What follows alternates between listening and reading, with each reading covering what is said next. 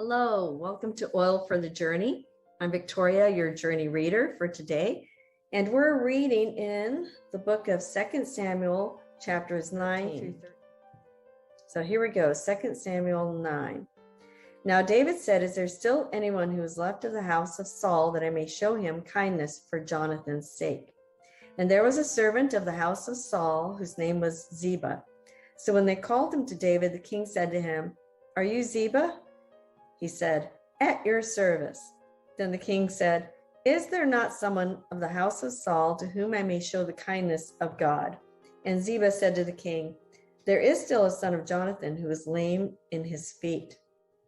So the king said to him, "Where is he?" And Ziba said to the king, "Indeed, he is in the house of Machir, the son of E from Lodabar." Now when Mephibosheth, the son of Jonathan, the son of Saul, had come to David, he fell on his face and prostrated himself. Then David said, "Mephibosheth." And he answered, "Here is your servant." So David said to him, "Do not fear, for I will surely show you kindness for Jonathan, your father's sake, and will restore to you all the land of Saul, your grandfather, and you shall eat bread at my table continually." Then he bowed himself and said, "What is your servant that you should look upon such a dead dog as I?" And the king called to Ziba, Saul's servant, and said to him, "I have given to your master's son all that belonged to Saul and to all his house. Servants shall work the land for him, and you shall bring in the harvest, that your master's son may have food to eat. But Mephibosheth, your master's son, shall eat bread at my table always." Now Ziba had 15 sons and 20 servants. Then Ziba said to the king, "According to all that my lord the king has commanded his servant, so will your servant do. As for Mephibosheth," said the king, "he shall eat at my table like one of the king's sons." Mephibosheth had a young son whose name was Micah, and all who dwelt in the house of Ziba were servants of Mephibosheth. So Mephibosheth dwelt in Jerusalem, for he ate continually at the king's table, and he was lame in both his feet. 2 Samuel 10.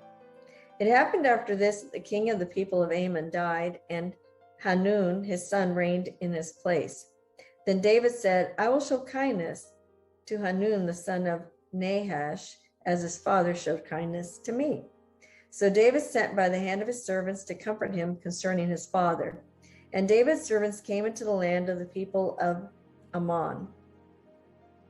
And the princes of the people of Ammon said to Hanun, their lord, "Do you think that David really honors your father because he has sent comforters to you? Has David not rather sent his servants to you to search the city, to spy it out, and to overthrow it?" Therefore Hanun took David's servants, shaved off half of their beards, cut off their garments in the middle at their buttocks, and sent them away. When they told David, he sent to meet them, because the men were greatly ashamed. And the king said, "Wait at Jericho until your beards have grown, and then return." When the people of Ammon saw that they had made themselves repulsive to David, the people of Ammon sent and hired the Syrians of Beth Rehob and the Syrians of Zobah, 20,000 foot soldiers, and from the king of Maacah 1,000 men, and from Ishtob 12,000 men. Now when David heard of it, he sent Joab and all the army of the mighty men. Then the people of Ammon came and put themselves in battle array at the entrance of the gate, and the Syrians of Zobah, Beth Rehob, Ishtob, and Maacah were by themselves in the field. When Joab saw that the battle line was against him, before and behind, he chose some of Israel's best and put them in battle array against the Syrians. And the rest of the people he put under the command of Abishai, his brother, that he might set them in battle array against the people of Ammon. Then he said, "If the Syrians are too strong for me, then you shall help me. But if the people of Ammon are too strong for you, then I will come and help you. Be of good courage, and let us be strong for our people and for the cities of our God. And may the Lord do what is right and do what is good in his sight.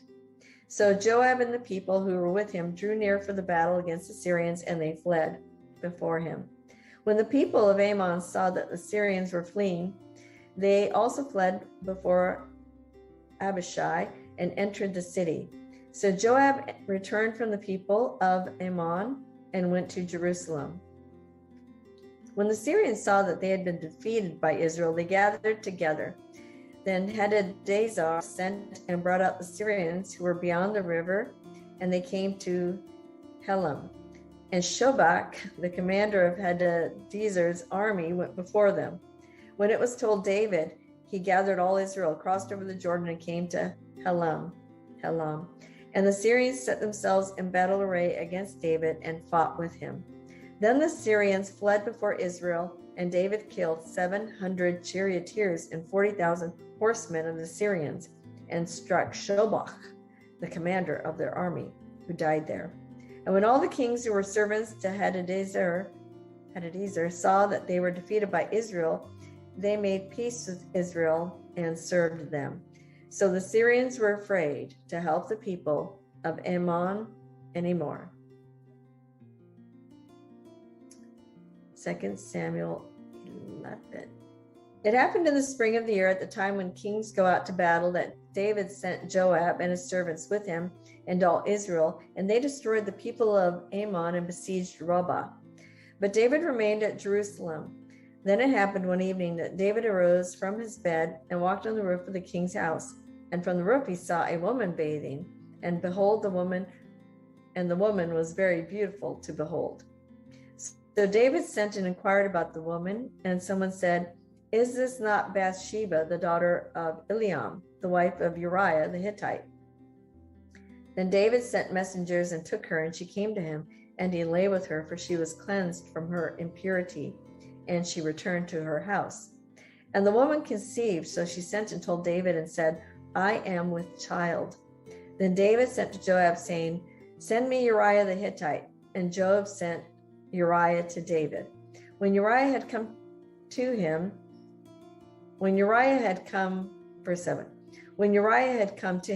David asked how Joab was doing, and how the people were doing, and how the war prospered.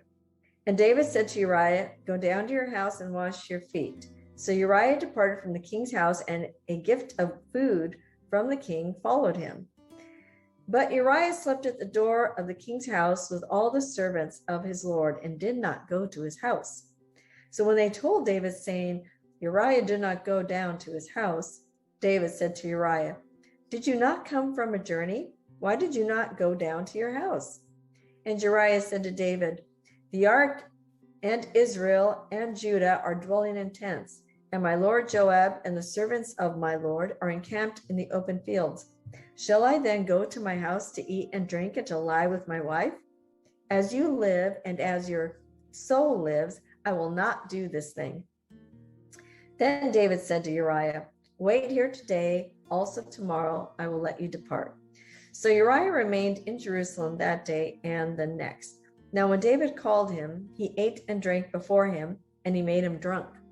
And at evening he went out to lie on his bed with the servants of the Lord, but he did not go down to his house. In the morning it happened that David wrote a letter to Joab and sent it by the hand of Uriah. And he wrote in the letter, saying, "Set Uriah in the forefront of the hottest battle, and retreat from him, that he may be struck down and die." So it was while Joab besieged the city that he assigned Uriah to a place where he knew that there were valiant men. Then the men of the city came out and fought with Joab, and some of the people of the servants of David fell, and Uriah the Hittite died also.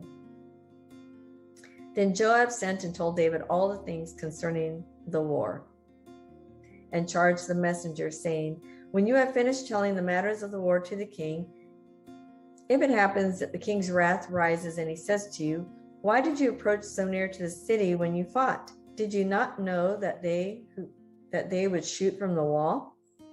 Who struck Abimelech, the son of Jerubasheth? Was it not a woman who cast a piece of millstone on him from the wall, so that he died in Tebez, why did you go near the wall? Then you shall say, your servant Uriah the Hittite is dead also. So the messenger went and came and told David all that Joab had sent by him. And the messenger said to David, surely the men prevailed against us and came out to us in the field. Then we drove them back as far as the entrance of the gate. The archers shot from the wall at your servants, and some of the king's servants are dead, and your servant also, Uriah the Hittite, is dead. Then David said to the messenger, thus you shall say to Joab, do not let this thing displease you, for the sword devours one as well as another. Strengthen your attack against the city and overthrow it. So encourage him. When the wife of Uriah heard that Uriah, her husband, was dead, she mourned for her husband. And when her mourning was over, David sent and brought her to his house, and she became his wife and bore him a son. But the thing that David did, the thing that David had done, displeased the Lord. Chapter 12. Then the Lord sent Nathan to David, and he came to him and said to him, there were two men in one city, one rich and the other poor. The rich man had exceedingly many flocks and herds, but the poor man had nothing except one little ewe lamb, which he had bought and nourished, and it grew up together with him and with his children. It ate of his own food and drank from his own cup and lay in his own bosom, and it was like a daughter to him. And a traveler came to the rich man, who refused to take from his own flock and from his own herd to prepare one for the wayfaring man who had come to him. But he took the poor man's lamb and prepared it for the man who had come to him. So David's anger was greatly aroused against the man, and he said to Nathan, as the Lord lives, the man who has done this shall surely die, and he shall restore fourfold for the lamb, because he did this thing and because he had no pity. Then Nathan said to David, you are the man. Thus says the Lord God of Israel, I anointed you king over Israel, and I delivered you from the hand of Saul. I gave you your master's house and your master's wives into your keeping, and gave you the house of Israel and Judah. And if that had been too little, I also would have given you much more. Why have you despised the commandment of the Lord to do evil in his sight? You have killed Uriah the Hittite with the sword. You have taken his wife to be your wife, and you have killed him with the sword of the people of Ammon. Now therefore the sword shall never depart from your house, because you have despised me, and have taken the wife of Uriah the Hittite to be your wife. Thus says the Lord, behold, I will raise up adversity against you from your own house, and I will take your wives before your eyes and give them to your neighbor, and he shall lie with your wives in the sight of this sun. For you did it secretly, but I will do this thing before all Israel, before the sun. So David said to Nathan, I have sinned against the Lord. And Nathan said to David, the Lord also has put away your sin. You shall not die. However, because by this deed you have given great occasion to the enemies of the Lord to blaspheme, the child also who is born to you shall surely die. Then Nathan departed to his house. And the Lord struck the child that Uriah's wife bore to David, and it became ill. David therefore pleaded with God for the child, and David fasted and went in and lay all night on the ground. So the elders of his house arose and went to him to raise him up from the ground, but he would not, nor did he eat food with them. Then on the seventh day it came to pass that the child died, and the servants of David were afraid to tell him that the child was dead. For they said, indeed, while the child was alive, we spoke to him, and he would not heed our voice. How can we tell him that the child is dead? He may do some harm. When David saw his servants were whispering, David perceived that the child was dead. Therefore David said to the servants, is the child dead? And they said, he is dead. So David arose from the ground, washed and anointed himself, and changed his clothes, and he went to the house of the Lord and worshiped. Then he went to his own house, and when he requested, they set food before him, and he ate. Then his servant said to him, What is this that you have done? You fasted and wept for the child while he was alive. But when the child died, he arose and ate food. And he said, while the child was alive, I fasted and wept, for I said, who can tell whether the Lord will be gracious to me, that the child may live? But now he is dead, why should I fast? Can I bring him back again? I shall go to him, but he shall not return to me. Then David comforted Bathsheba, his wife, and he went in to her and lay with her. So she bore a son, and he called his name Solomon. Now the Lord loved him, and he sent word by the hand of Nathan the prophet. So he called his name Jedediah, because of the Lord. Now Joab fought against Rabbah of the people of Ammon and took the royal city. And Joab sent messengers to David and said, I have fought against Rabbah, and I have taken the city's water supply. Now therefore gather the rest of the people together and encamp against the city and take it, lest I take the city and it be called after my name. So David gathered all the people together and went to Rabbah, fought against it, and took it. Then he took their king's crown from his head. Its weight was a talent of gold with precious stones, and it was set on David's head. Also he brought out the spoil of the city in great abundance.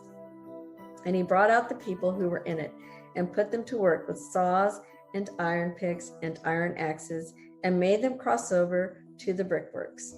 So he did to all the cities of the people of Ammon. Then David and all the people returned to Jerusalem. And that is our reading for today from 2 Samuel, chapters 9 through 12. That was a good portion. That was a healthy portion. So I pray you received something from that. There's a lot there. May the Lord speak to you even after the hearing of this word throughout your day. So I thank you for listening. Keep it up. Keep up the good work. May your day be blessed. Shalom, shalom.